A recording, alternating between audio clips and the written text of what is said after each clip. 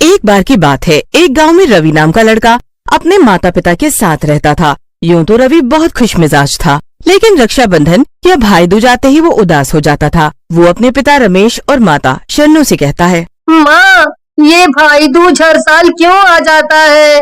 इस बार भी भाई दूज आएगा और सभी दोस्त मेरा मजाक उड़ाएंगे।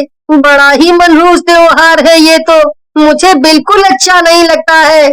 शन्नू रवि की बात सुनकर रवि को कहती है, अरे नहीं बेटा, ऐसे नहीं बोलते। ये त्योहार तो भाई और बहन के प्यार का प्रतीक होता है, ऐसा मत बोलो।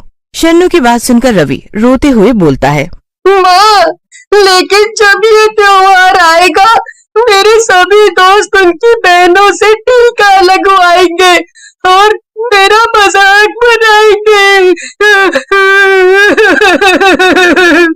काश मेरी भी बहन होती। ऐसा कहकर रवि वहाँ से चला जाता है। लेकिन उसकी ये बातें उनकी छत पर बैठी चुड़ैल सुन लेती है। चुड़ैल वहाँ से चली जाती है और अपनी दो सहेली काली और बौनी चुड़ैल को सारी बात बताती है। उसकी बातें सुनकर बौनी चुड़ैल बोलती है, तू भी ना मोटी चुड़ैल कैसी बातें करती है। अरे तुझे तो हमने खाने का इंतजाम करने के लिए भेजा था और तू भाई बहन की कहानी लेकर आ गई। अब हम ये कहानी खाएं क्या? बौनी चुड़ैल की बात सुनकर मोटी चुड़ैल बोलती है, बौनी बहन तुम कुछ भी कहो, लेकिन मुझे अच्छा नहीं लगा जब वो बच्चा रो रहा था। हमें उसके लिए कुछ करना चाहिए। फिर मोटी के समझाने पर काली और बौनी चुड़ैल रवि के पास जाने और उसकी मदद को तैयार हो जाती हैं। रवि अपने घर के बाहर उदास बैठा होता है। तभी मोटी चुड़ैल उसके पास जाती है और चुड़ैल को देखकर रवि बोलता है, चुड़ैल दीदी, आप यहाँ कैसे? मैंने तो कोई भी शरारत नहीं की। हा, तुम तो सचमुच बहुत प्यारे हो रवि। मैं तो तुमसे मिलने आई हूँ। मेरा कोई भाई नहीं है ना तुम्हारे जैसा प्यारा सा। मोटी चुड़ैल की बात सुनकर रवि खुश हो जाता है और बोलता है, आपने मुझे भाई कहा? क्या सचमुच आप मेरी बहन बनोगे और मुझे टीका लगाओगी और राखी पे राखी बांधोगी? तभी वहाँ बौनी और काली चुड़ैल भी आ जाती हैं और वो दोनों भी रवि से कहती हैं, सिर्फ मोटी ही नहीं बल्कि मैं और काली चुड़ैल भी तुम्हारे साथ भाई दूज मनाएंगी। अब तो तुम खुश हो ना? मैं बहुत खुश हूँ। मेरी जैसी बहनें तो किसी के पास भी नहीं है। मेरी 3 चुड़ैल बहनें होंगी। मजा ही आ जाएगा। रवि की हंसी की आवाजें सुनकर रमेश और शन्नू भी बाहर आ जाते हैं और 3 चुड़ैलों को देखकर घबरा जाते हैं। शन्नू चिल्लाते हुए बोलती है, अरे रवि बेटा, इन तीनों के पास से दूर हट। अरे ये चुड़ैलें हैं, तुझे मार डालेंगी। तू यहाँ मेरे पास। नहीं माँ, तुम चिल्लाओ और डरो मत। ये मुझे नुकसान पहुँचाने नहीं बल्कि मेरे साथ भाई दूज मनाने आई है और मुझे अपना भाई मानती है। रवि की बात सुनकर रमेश गुस्से में बोलता है, रवि, तूने एक बार और फालतू की बात की तो जोर से लगाऊंगा। भला कहीं इंसान और चुड़ैलों में कोई रिश्ता हो सकता है? चल यहाँ से। ऐसा कहकर रमेश और शन्नू रवि को लेकर वहाँ से चले जाते हैं। रवि को घर के अंदर छोड़ने के बाद रमेश चुड़ैलों के पास आता है और बोलता है, चुड़ैल जी, रवि मेरा इकलौता बच्चा है। आप तीनों उसका पीछा छोड़ दो। अगर उसने कुछ गलत किया है तो आप मेरी जान ले लो, लेकिन उसे कुछ मत कहो, कुछ मत कहो। ये देखकर तीनों चुड़ैलें वहाँ से चली जाती हैं। काली चुड़ैल बोलती है, अरे यार, आज तो बहुत ही इज्जतदार बेइज्जती हो गई हमारी। हम तो उस बच्चे को खुश करने गए थे, उसके परिवार वालों ने तो हमें धो डाला। काली चुड़ैल की बात सुनकर बौनी चुड़ैल बोलती है, सही कह रही हूँ बहन, इतनी बेइज्जती तो हमारी कभी नहीं हुई जब हम जिंदा थे। ऐसा लगता है हम चुड़ैलों को कोई कुछ समझता ही नहीं है। सही कह रही हो बौनी बहन, हमें कोई कुछ नहीं समझता। वैसे अगर ये मोटी चुड़ैल ना होती तो मैं इन तीनों को तो यहीं खा जाती। आखिर हम चुड़ैलों की भी कोई इज्जत है। उन तीनों को यूं बोलता देख मोटी चुड़ैल को गुस्सा आ जाता है और वो बोलती है, अब तुम चुप करोगी?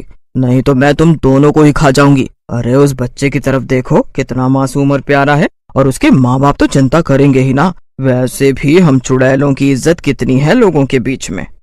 मोटी चुड़ैल को यूं गुस्से में देखकर काली और बौनी चुड़ैलें भी चुप हो जाती हैं। अगली सुबह रवि स्कूल चला जाता है। दोपहर में शन्नो रमेश को फोन करती है और बोलती है, रमेश रमेश रवि अभी तक स्कूल से नहीं आया, इसकी स्कूल बस भी शन्नो को यूं घबराया देख रमेश भी घबरा जाता है और शन्नो से कहता है, शन्नो तुम चिंता मत करो, मैं अभी स्कूल में जाकर देखता हूँ। ऐसा कहकर रमेश स्कूल चला जाता है, लेकिन रवि स्कूल में नहीं होता। काफी देर तक ढूंढने के बाद भी रवि रमेश को नहीं मिलता। रमेश उदास होकर घर पहुंचता है। शन्नो उसका इंतजार कर रही होती है। रमेश, कहाँ है रवि? तुम्हें मिला क्या? बोलो ना कुछ।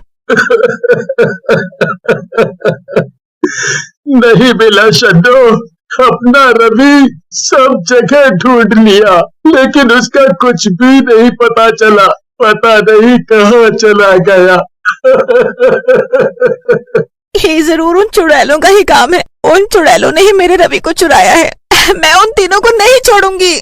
ऐसा कहकर शन्नो वहाँ से जाने लगती है, लेकिन तभी एक पत्थर उनकी खिड़की से आकर उनके पास गिरता है। पत्थर में एक चिट्ठी लिपटी होती है। रमेश चिट्ठी को पढ़कर शन्नो से बोलता है, शन्नो, हमारे रवि को कुछ गुंडों ने उठा लिया है और वो 10 लाख रुपए मांग रहे हैं और कह रहे हैं अगर हमने ये पैसे उन्हें नहीं दिए तो वो रवि को मार डालेंगे।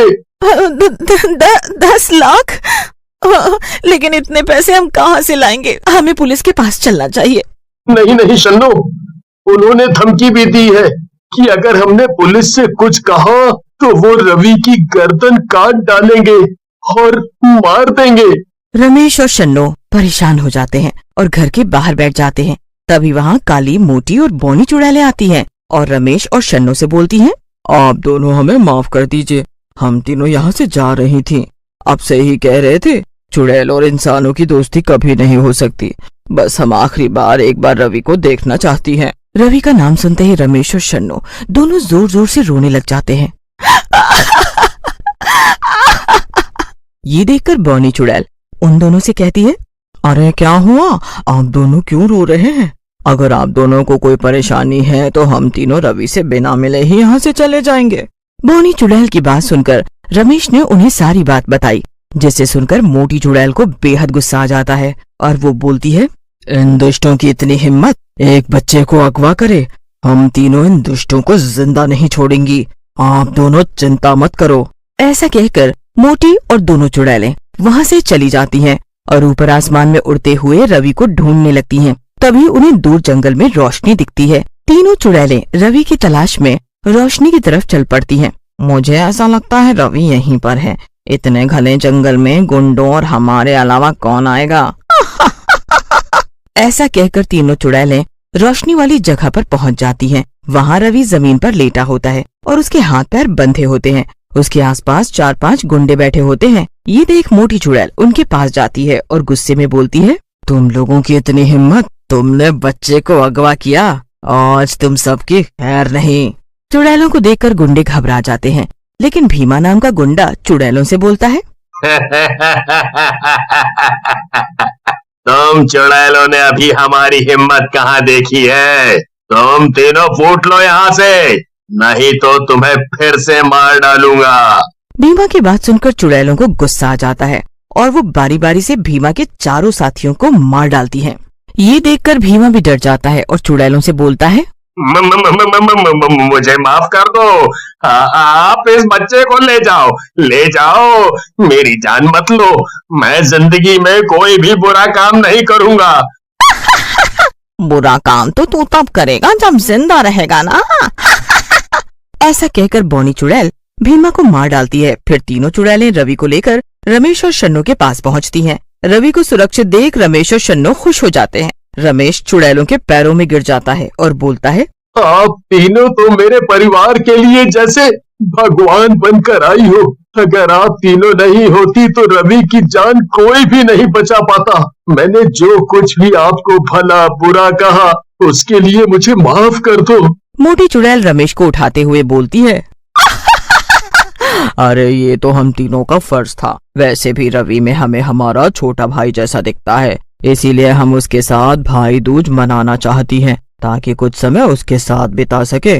उन दोनों की बात सुनकर शन्नो बोलती है, आज से तुम तीनों हमारा परिवार हो और रवि आप तीनों का भाई। आज बहुत ही शुभ दिन है, आज भाई दूज है, तुम अभी इसके साथ भाई दूज मनाओ। फिर तीनों चुड़ैलें रवि को टीका लगा के अपना भाई बना